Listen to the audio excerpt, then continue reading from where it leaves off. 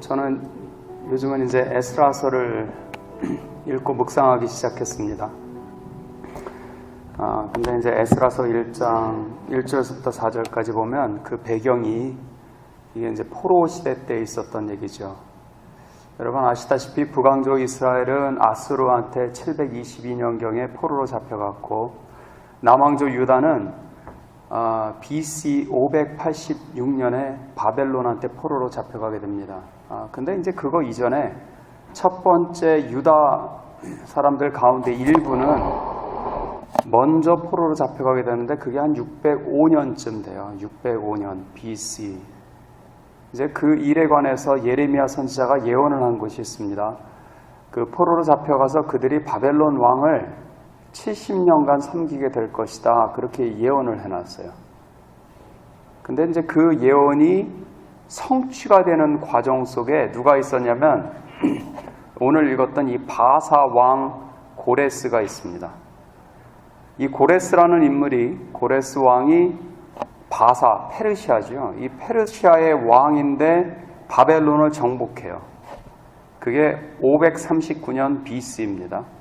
그리고 고레스 원년 538년, 그러니까 아까 처음 포로로 일부 잡혀갔게 605년이라 그랬잖아요. 그러면 한 67년 후 약 70년 정도 되었을 때 그 예레미야 선지자 예언의 말씀 그대로 그들이 다시 예루살렘으로 돌아오게 되는 그 시발탄을 터뜨리게 되는 사람이 바로 이 고레스입니다.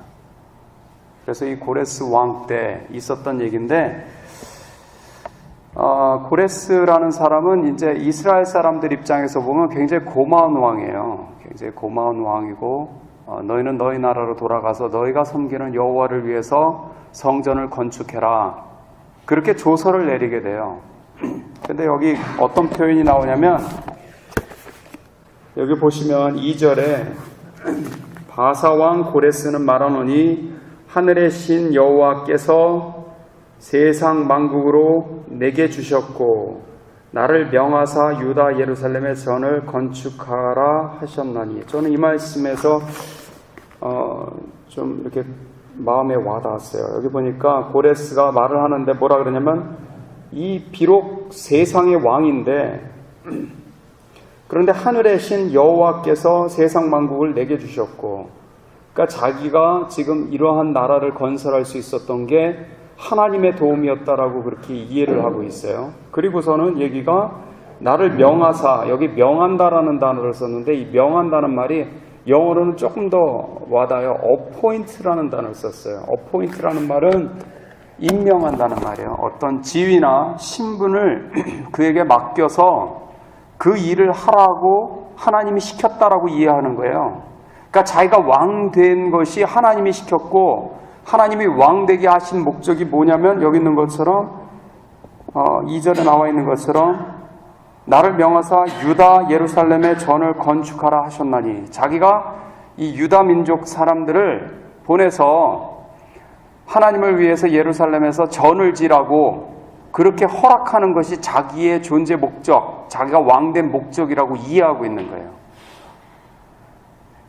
진짜 그 말이 하나님의, 이 사람이 뭐 예레미야 선지자의 말을 읽어봤는지 아닌지는 모르지만 분명하게 하나님의 말씀을 성취하는데 도구로 사용된 것은 분명합니다. 우리는 그걸 볼 수 있잖아요. 그래서 저는 오늘 이 말씀을 이렇게 딱 제가 혼자 묵상할 때는 어떤 마음이 딱 와닿냐면, 야, 저 세상의 왕도 자기가 왕된 것이 하나님이 만들어 주신 것이다. 또 이 왕 됐을 때 그 목적이 있는데 그 목적은 이스라엘 백성들을 보내서 그들이 예루살렘에서 전을 짓도록 하나님을 위해서 집을 짓도록 하는 것이 자기 목적이다 깨달았잖아요. 그것처럼 우리도 뭐를 깨달았으면 좋겠냐면 나의 목적을 깨달았으면 좋겠다고 생각을 했어요. 우리 개개인 다 목적이 있잖아요. 하나님이 주신 목적이 있을 거 아니에요. 내가 오늘날 지금 이 자리에 와 있는 목적, 나를 나되게 하신 목적, 왜 하나님이 나에게 가정을 주시고 지금 여기서 직장을 주시고 또는 뭐 직장이 다른 것이라도 오늘날 나를 나되게 하신 목적이 뭘까? 이걸 오늘 좀 같이 나누려고 합니다. 그래서 이제 본문을 이제 떠나서 또 다른 말씀을 한 구절을 읽으려고 그래요. 로마서 우리 한번 가봅시다. 로마서 1장 16절에서부터 17절입니다. 같이 한번 읽어보죠. 16절 시작. 내가 복음을 부끄러워하지 아니하노니 이 복음은 모든 믿는 자에게 구원을 주시는 하나님의 능력이니라. 첫째는 유대인에게요 또한 헬라인에게로다. 복음에는 하나님의 의가 나타나서 믿음으로 믿음에 이르다하니 기록되와 오직 의인은 믿음으로 말미암아 살리라 함과 같으니라. 네, 아멘. 우리 성도의 목적을 저는 두 가지로 이해를 했어요. 하나는 하나님은 예배자를 찾으시느니라. 신령과 진정으로 예배하는 자를 찾으신다. 이 땅 가운데 누가 하나님을 찾는가 구하는가를 굽어 살피셨다. 이 말씀처럼 우리가 하나님을 하나님으로서 인정하고 예배하는 것을 찾으신다라고 분명히 성경은 얘기하는 걸 보면 우리의 주된 목적 가운데 하나, 이 백성은 나를 위하여 지었나니 나의 찬송을 부르게 하려 함이라. 하나님을 예배하는 거다. 예배자. 또 다른 목적을 하나 기억하라 그러면 그거는 전도자입니다. 전도자가 되는 것. 우리 예수님이 제자들에게 당부하셨던 말씀 가운데 맨 마지막에 가가지고는 우리 마태복음 28장에도 그랬죠.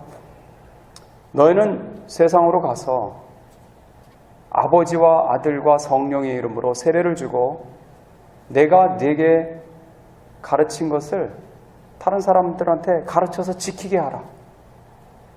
그리고선 우리 사도행전 1장에서도 보면 성령을 기다려라 말씀하시고 나서는 성령이 너에게 임하시면 너희가 권능을 받고 예루살렘과 온 유대와 사마리아와 땅끝까지 이르러 내 증인이 되리라 하시니라. 그러니까 증인됨에 대해서 계속 얘기를 하셨어요. 사도 바울도 디모데후서 4장에 보면 이런 말씀이 있어요. 디모데후서 4장 2절에 거기 보면 말씀을 전파하라. 때를 얻든지 못 얻든지 항상 힘쓰라. 그러면서 거기에 밑에 절에 4장 5절에 보면 전도인의 일을 하며 말을 하고 있습니다. 그러니까 우리가 전도자가 되는 것, 빌림만 전도자가 되는 것이 아니라 성경에서는 분명하게 우리가 전도자 되는 것을 이야기하고 있고 그렇게 하라는 거예요. 그게 우리 목적 가운데 하나라는 거예요. 재미난 구절 한 구절은 어디냐면 고린도 전서 9장에 보면 9장 14절에 보면 복음을 전하는 자는 복음으로 말미암아 살리라 주께서 명령하셨다는 게 그게 무슨 말이냐면 복음을 전달하죠. 그것을 통해서 하나님이 먹이시고 입히시고 우리를 살게끔 하실 수 있다는 거거든요. 요즘 은퇴 준비하시는 분들도 있고 그 다음에 노후 대책 이런 것들 준비하시잖아요. 근데 은퇴가 없는 직 하나가 있어요. 그게 뭐냐면 전도자의 삶입니다. 그러니까 지금서부터 갈고 닦아서 계속해서 전도를 해서 나중에 여러분이 이 세상에서 기업이 정말 없어질 때 70, 80대면 더 이상 일이 없을 수 있잖아요. 세상에선 일을 안 줄 수 있는데 그때 가가지고 그제서야 전도인 하겠다. 그건 쉽지 않을 거예요. 그런데 지금부터 갈고 닦고 열심히 해서 지금도 분명 먹을 것 입을 것 주시고 있기 때문에 하나님이 엑스트라로 더 안 주시는 거일 수 있어요. 그런데 나중에 정말 세상의 직장이 다 떨어졌는데도 여러분이 계속해서 그 일을 하시면 저는 충분히 하나님께서 먹이시고 입히실 수 있다라고 생각을 해요. 그러니까 은퇴 없는 직장인 거예요. 얼마나 좋습니까? 그래서 전도 일을 해야 된다. 전도 힘들지. 나나 잘해야지. 그런데 여러분, 내가 계속해서 성장하고 은혜를 경험하려면 다른 사람을 섬길 때 은혜가 와요. 여러분, 부자가 되고 싶으시면 가난한 사람을 많이 도우세요. 정말 지혜로운 사람이 되고 싶으면 어려운 사람들한테 가서 지혜를 나눠주세요. 그러니까 내가 나보다 연약한 지체, 나보다 힘이 없고 지혜가 부족하고 뭔가 어려운 사람을 도우려고 할 때 하나님이 그걸 주신다고요. 전도자에게 주시는 능력, 힘, 기적 이게 있다고요. 그게 성경의 증언입니다. 그러니까 내가 자꾸 힘들다. 저는 인생이 힘들어요. 뭐가 부족해요. 그만 얘기하시고 나보다 더 못한 사람을 가서 도우려고 할 때, 그럴 때 우리를 더 강하게 능력 있게 해주실 줄을 믿습니다. 우리 성경에서도 보면 씨를 뿌리는 자에게 뿌릴 씨와 먹을 양식을 주신다라고 성경은 되어 있어요. 그게 무슨 말입니까? 내가 다른 사람한테 자꾸 뭔가 주면 그걸 위해서라도 하나님이 나에게 먹을 것과 뿌릴 거를 주시잖아요. 그러니까 얼마나 대단한 얘기예요. 근데 우린 이걸 자꾸 모르고 나 먹을 것도 부족해요. 내 것도 부족한데 어떻게 제가 나가서 합니까? 자꾸 이렇게 얘기한단 말이에요. 그러니까 자기 함정에 빠지는 거란 말이에요. 근데 이 전도를 하려면 기본적으로 몇 가지 태도가 있더라고요. 그게 이제 오늘 말씀에서 제가 나누고 싶은 거예요. 한 3가지 정도 얘기할 건데, 여기 보면 처음에 16절, 여기 보면 내가 복음을 부끄러워하지 아니하노니, 처음에 복음을 전하려면요 필요한 태도 중에 하나가 복음을 부끄러워하지 않아야 돼요. 예수님을 자랑스럽게 생각해야 돼요. 내가 구원받은 사실을 남한테 자랑할 수 있어야 돼요. 그렇게 할 때 전도가 일어나요. 부끄럽지 않게 생각할 때. 여러분, 키 큰 여자가 아름다울까요? 키 작은 여자가 아름다울까요? 그냥 당당한 여자가 아름다워요. 키 작아도 자기가 작다는 거에 대한 컴플렉스가 없으면 아름답고요. 키 커도 자기가 그거에 대해서 부끄럽게 생각하면요 예쁘지 않아요. 예전에 제가 위스콘신에 있을 때 저희 청년부 부회장, 저보다 나이가 좀 많으신 누님이 한 분 계셨는데 그분의 키가 179였어요. 여잔데. 근데 날씬해요. 마른 거지. 근데 179예요. 키가 저보다도 크게 느껴지기는. 근데 신발을 항상 아주 밑창 없는 거, 그리고 걸을 때 항상 보면 이렇게 꾸정하게 다녀요. 하나도 안 예뻐. 그 키면 요즘은 사람들이 생각이 많이 바뀌었잖아요. 자기가 하이힐 그대로 신고 자신 있게 딱 등 피고 그리고 다니면 모델 같을 것 같은데 그걸 그렇게 안 하니까 이뻐 보이지가 않더라고요. 그게 태도입니다. 그거랑 마찬가지로 우리도 복음을 부끄러워하면요 그런 사람들이요 그 복음 믿고 싶어하지 않아요. 여러분이 예수님의 자녀가 됐다는 걸 자신 있게 얘기할 수 없으면 여러분이 믿는 예수님을 다른 사람들이 좋아할 리가 없어요. 제가 그 태도가 아주 극명하게 드러난 영화를 한 편 예전에 봤다 말씀드렸어요. 그 Facing the Giants라는 영화, 알렉스 캔드릭 목사님이 만든 영화죠. 그 목사님이 그 영화 가운데도 출연하시는데 그 미식 축구에 관한 얘기예요. 거기 코치가 예수님을 극적으로 만나고 거기서 회개하고 그 학교, 그 다음에 자기가 이끌고 있는 풋볼 팀을 막 이렇게 영향력을 미치는 이야기인데 그 학생 가운데 하나가 아버지한테 반항을 하는 학생이 하나 있어요. 근데 그 학생한테 가서 성경에서는 아버지에게 이렇게 하라고 됐다 막 이러면서 막 얘기를 하니까 그 학생이 이런 태도를 보이면서 얘기를 해요. Hey coach, 코치님, do you really believe in that stuff? 정말로 그거 믿으세요? 그렇게 성경, 뭐 예수님 이런 거 믿으세요? 이렇게 얘기하는 거예요. 근데 그 코치가 알렉스 캔드릭인데 거기서 뭐라고 하면 이래요. Yes, I do. 전혀 안 믿는 사람인데 그래 나 믿어. 근데 그 태도가요 이렇게 보니까 맞다 저거다 저거. 저렇게 하면은 내가 믿는 예수님이 비합리적인 것도 아니고 비이성적인 것도 아니고 당연히 자랑할 만하고 좋은 일이다라는 것을 사람들한테 얘기할 수 있어야지. 그 태도가 보이는 거예요. 그때 너무 멋있어 보이더라고요. 근데 그런 것이 우리한테 필요하다라고 느껴졌어요. 예수님을 자랑하는 것. 부끄럽지 않게 생각하는 것. 나는 예수님 자랑만 할래요. 그러면 그렇게 하면 안 돼요. 구체적으로 어디다가 이끌을 거예요. 어디다가 그걸 데려갈 수 있어야지. 그러면 여기가 정말 좋다. 여러분 다니는 출석하는 교회가 정말 좋다. 그 교회 자랑할 수 있어야죠. 내가 다녔는데 좋아.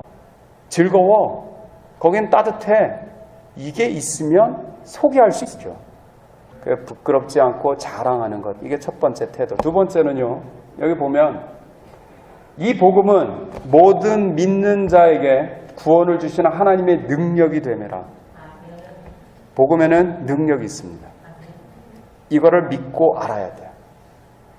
내 생각, 내 말보다도 예수 그리스도의 복음이 믿음, 이게 능력이 있다. 우리 히브리서 4장 12절에 이런 말씀이 있어요. 하나님의 말씀은 살았고 운동력이 있어 좌우의 날선 어떤 검보다도 예리하여 우리의 관절과 골수를 찔러 쪼개기까지 알고 우리의 마음의 생각과 뜻을 감찰한다. 그러니까 하나님의 말씀이 능력이 있어요. 제가 며칠 전에 좋은 소식을 하나 들었는데 전도 간증 얘기하시더라고요. 최근에 그 회사에 아주 중책을 맡고 있는 임원 한 분을 전도를 하셨대요. 근데 전도를 하는데 그분이 넘어올까 이제 그런 아주 굉장히 철옹성가 같은 사람이었나 봐요.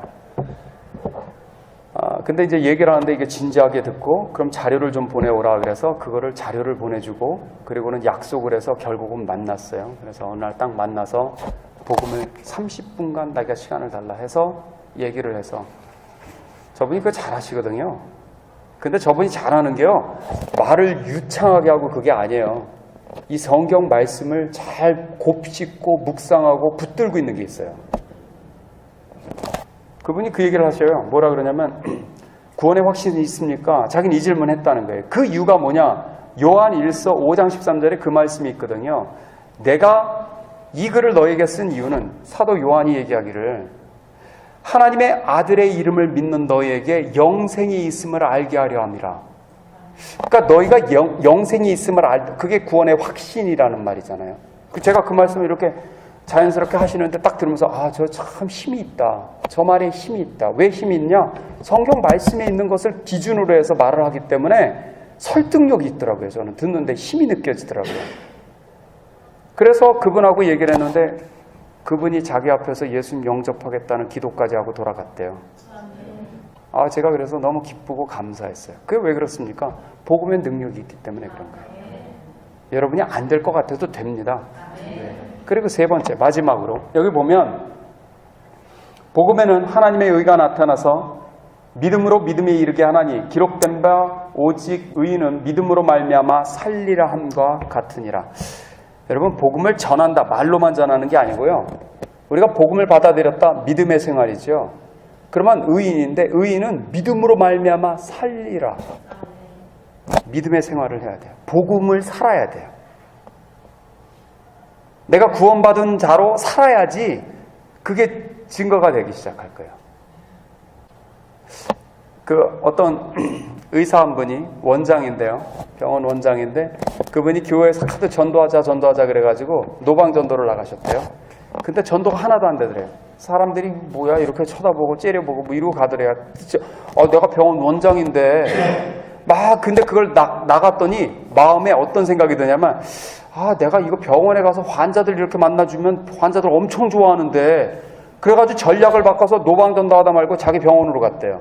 가가지고 병원 원장인데 아침 일찍 회진을 도는 거예요. 그때 환자들이 너무 좋아하는 거예요. 원장님이 이렇게 시간도 없으신 분이 어떻게 그분이 거기서 그 회진하다가 사람들 만나서 상담하고 혹시 저랑 잠깐 얘기 좀 하시겠습니까?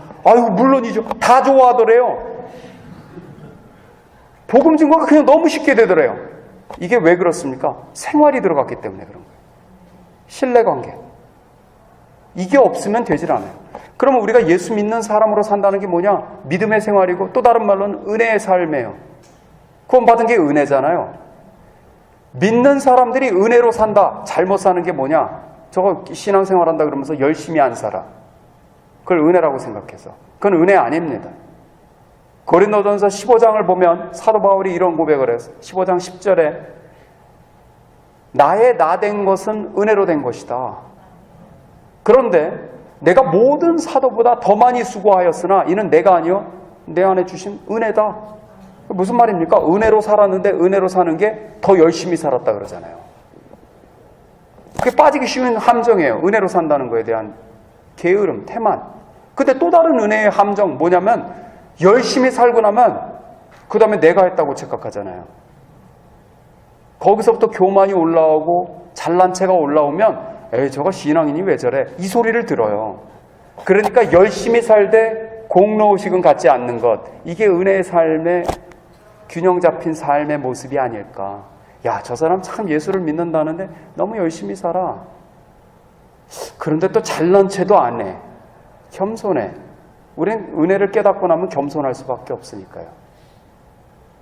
그래서 요 세 가지가 잘 되면 일단 전도를 할 수 있겠다라고 믿습니다.